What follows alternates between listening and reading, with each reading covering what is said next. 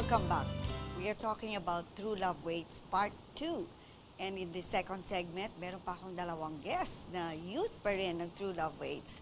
Di ba? So with me are Oda Zapanta and RM Rodriguez. Kamusta na, Oda? Mabuti naman po. At ikaw naman, RM, kamusta na? Mabuti naman po. Oo, thank you at nagpunta kayo dito, ha? At for the first part, we had 2 of the youth, and for this second part, we will interview 2 more.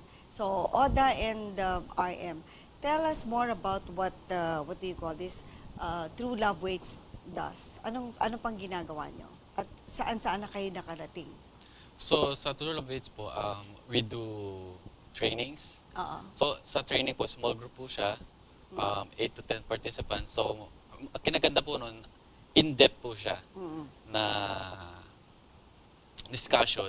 So, yung mga students, pwede pong magbigay na kanilang, magsalita po, doon mo makikita, actually, hindi lang po kami ang ang natututo.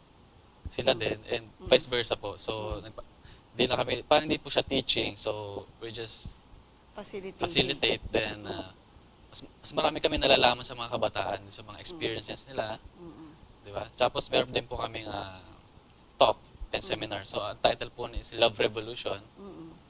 Meron din pong Unashamed Conference. So, sa conference, Bakit siya unashamed? Unashamed. So, we encourage the youth na huwag mahiya, di ba? Na being pure and doing the right thing is hindi siya nakakaya talaga. So, kasi usually, yung pananong pag virgin ka pa or you're doing the right thing, parang hindi kaiba.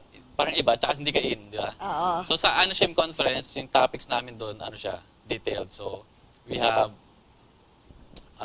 homosexuality, and pornography, falling in and out of love, and purity, and HIV and AIDS. Ano yung HIV/AIDS? So, dinidiscuss po dun yung what HIV, HIV. Okay. HIV and AIDS po. Oo, okay. Ano ko pala, HIV, mabilis. Anyway, Opo. RM, saang mga probinsya na nakarating ang True Love Waits? Nakarating na po yung True Love Waits sa Palawan, and sa Cebu, and sa Butuan. Butuan City. Ayan, so marami na kayong mga napuntang iba-ibang lugar aside dito sa Metro Manila, ha? Opo. So, usually, mga invites po sa amin is all around the country. Marami na rin kami talaga napunta. Oo. Anong tawag dito? What is this? Sa experience nyo, sa pag-ikot nyo sa iba-ibang lugar, anong impact ninyo, pakiramdam nyo, na impact ninyo sa mga audience nyo? How do you affect your audience? Nagugustuhan ba nila kayo? Opo, pero at first po, medyo nawi-weirdohan sila. Medyo nawi-weirdohan sila kasi True Love Waits, ano ba yung True Love Waits? Is it possible na maghintay sa true love? Parang yung ibang youth kasi medyo nagmamadali, sabi nga, di ba? And at the end of the conference and the talk, nag-enjoy naman sila. And kasi doon po sa talk, meron po kaming music din. May nagpe-play din po na band. Oo, may banda kayo, di ba? Anong pangalan ng yung banda? Ahava band po. Ahava. And yun po, after po ng talk, they've learned something na, yun pala ang love. Yun pala talaga ang meaning ng relationship, ng love. Oda, ano pa? Paano yung impact ninyo sa mga audience nyo pag nag-iikot-ikot kayo? So, ang napapansin ko, excited sila. So, kasi usually, narinig lang nila yung salitang love, pero meron pa bang something deeper or bigger than the salitang love. So, nakikita ko naman na interested sila. Meron din kaming part ng open forum. Usually sa talks. And nagugulat kami.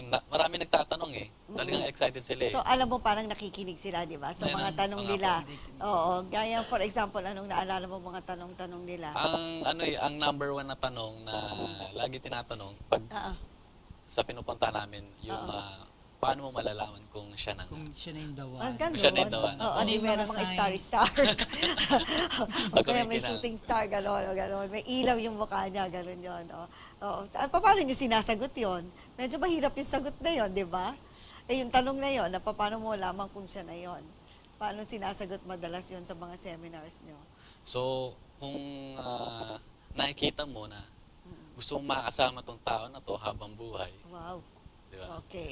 Hindi lang yung, kasi usually yung mga tingin ng mga kabataan ngayon na for ano lang yung ngayon lang. Temporary lang na Short-term makasama mo relationships. yung Oo. yung tao na yun, 'di ba? Pero beyond that, di nila naiisip yung future eh. Marriage, 'di ba? Hanggang sa pagtanda. So dapat you must keep in mind the relationship that there is an end point, like you want to marry the person, hindi lang relationship for the sake of relationship, Tama ganun po. ba? Anyway, on a personal note, I'm sure you're advocates of true love waits and all na wag muna ganyan, purity and everything. Paano ang tingin ng mga kaibigan nyo sa inyo? Hindi ba medyo nawiwirdohan sa inyo? Kaiba ata ito. Oo O, nga po. RM, anong masasabi mo dyan?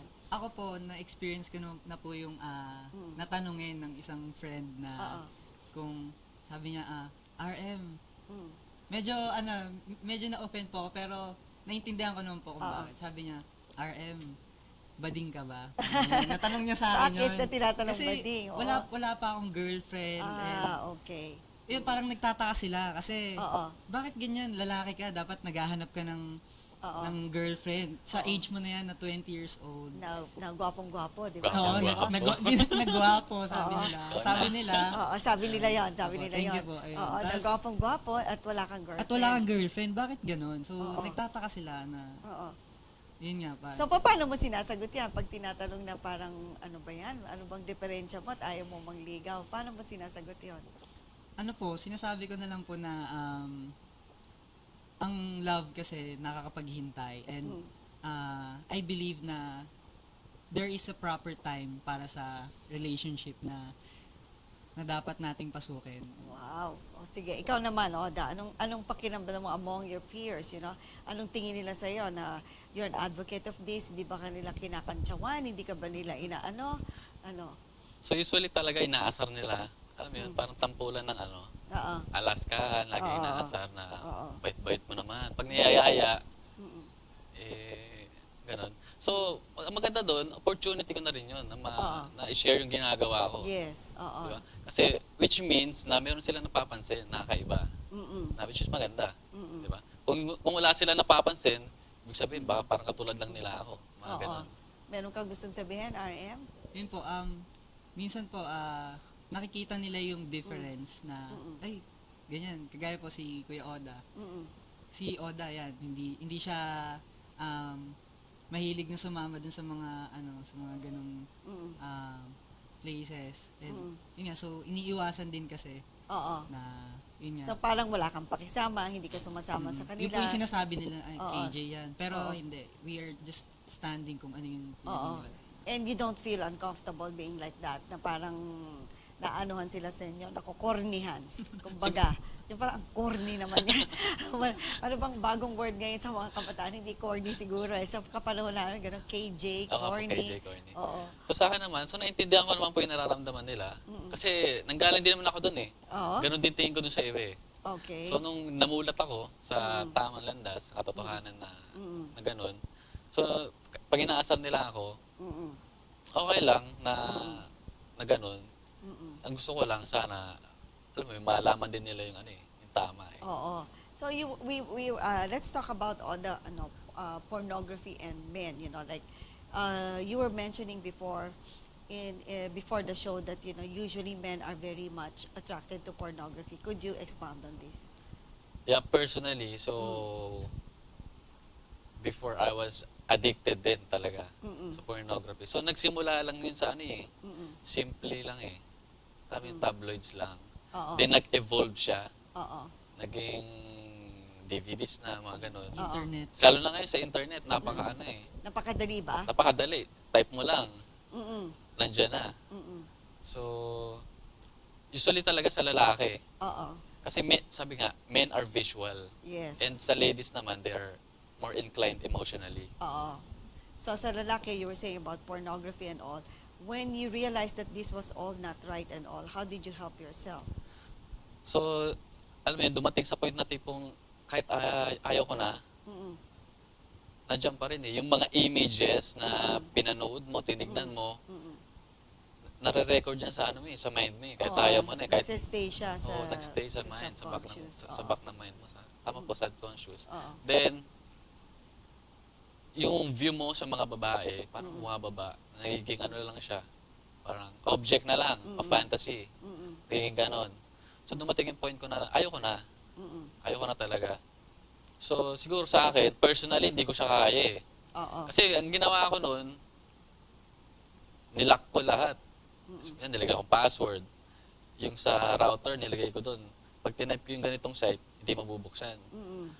Pero dumating... Ginawa mo na sariling screen. Oo nga po, sariling, mga ganun. Parang filter. Oo, sariling filter. Pero yung naging addicted na nga ako. Alam mo yun, na tipong teke nga ako. So, yung ginawa kong mga lock, ako rin nagbukas, di ba? Mga ganun. Wala rin, oo. So, yun, siguro sa ano...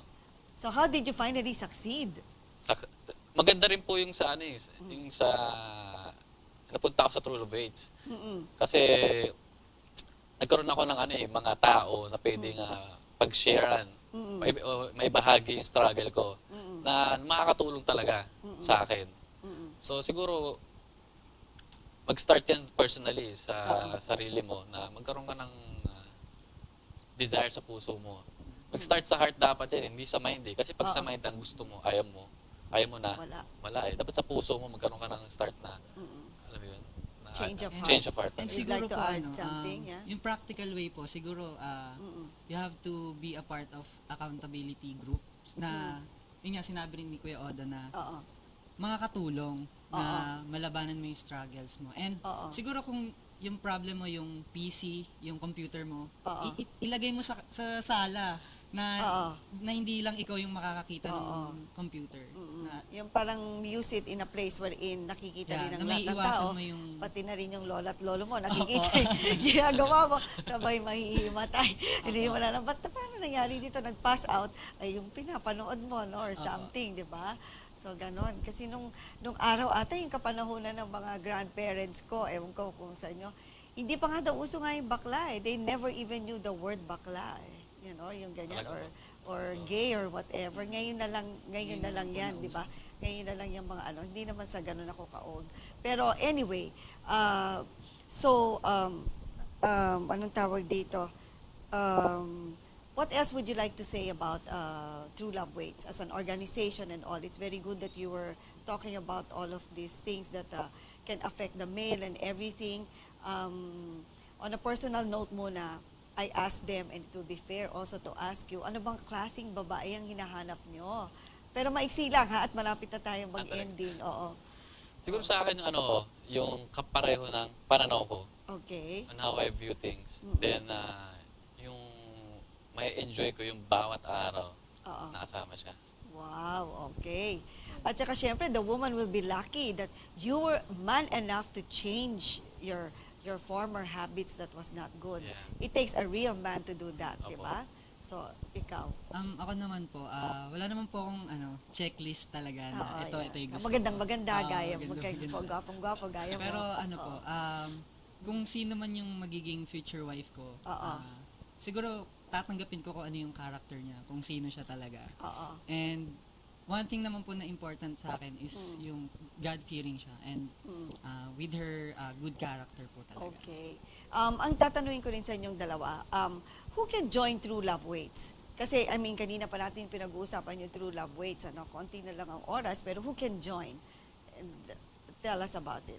So, baka kasi narinig nila, puro single kami, di ba? So, hindi lang naman talaga siya puro for single only. Okay. So, everybody is welcome. Diba? Kahit sabihin mong napaka-pure namin, hindi naman. So, everybody, kahit meron kang past experience, pwede kang mag-join, di ba? Pwede kang magbago. Pwede kang mabago. True Love Waits is not just for virgins, for single people, but para din sa mga may relationship. Kahit po sa mga married people, pwede po silang Okay, mag-join. so maybe we can flash on the screen the sites where they can be reached, no? Yung mga website nila, ayan, no? Yan po yung mga namin, yung how to contact us. Yung website po namin is www.wagmuna.com and meron din po kaming Facebook page, that's True Love Waits Philippines Official.